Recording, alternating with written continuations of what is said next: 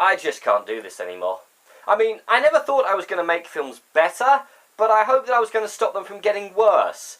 And then I discover that Monster Trucks exists, and I just lose all hope in the future of the human race. So it's time for me to stop disappointing my parents by claiming that I will one day be able to make a living out of this, and it's time to do something more productive with my life, like inventing colour radio, or trying to tempt tourists to see the delights of Milton Keynes. So what, may you ask, is so terrible about a film called Monster Trucks? It doesn't sound like it'll be troubling the Academy, but what makes it so much worse than, say, the Fast and Furious franchise? Well, you know how most blockbusters these days seem like they were written by an 8-year-old on a massive sugar rush?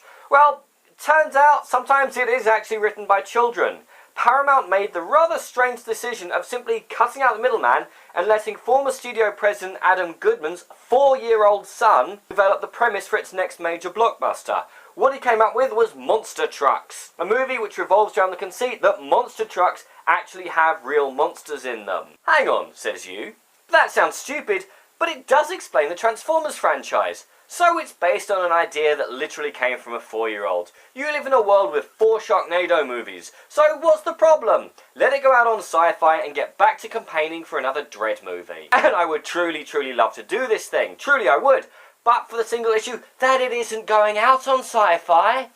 It somehow managed to get a $125 million budget and a release date in midsummer. Although, thankfully, someone who can probably tie their own shoelaces without assistance has gotten involved and shunted this thing into the dead zone of January, which is the natural home for something that was supposed to go up against Mission Impossible Rogue Nation. Oh, did I mention this was filmed in 2014 and has been sitting on the shelf ever since? Because, of course it has. Now, I want to make it clear that I haven't seen the film, but I know my own love of awful, terrible films mean that I will be drawn to it like tourists to the many roundabouts of Milton Keynes. Did you know it has its own marathon?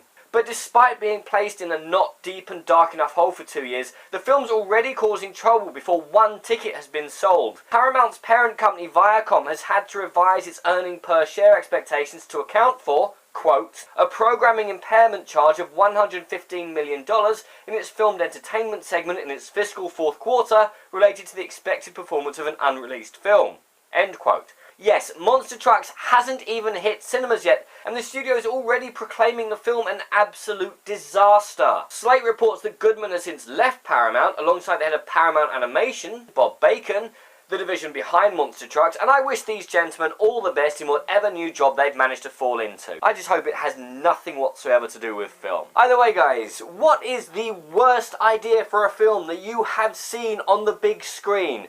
And what do you think of this film? Are you now looking forward to it? I'll put the link to the trailer in the description box so you can see the madness for yourself. Either way, comment below, let me know. I'm Daniel, this has been a What on Earth. If you've enjoyed this video, please like, share and subscribe.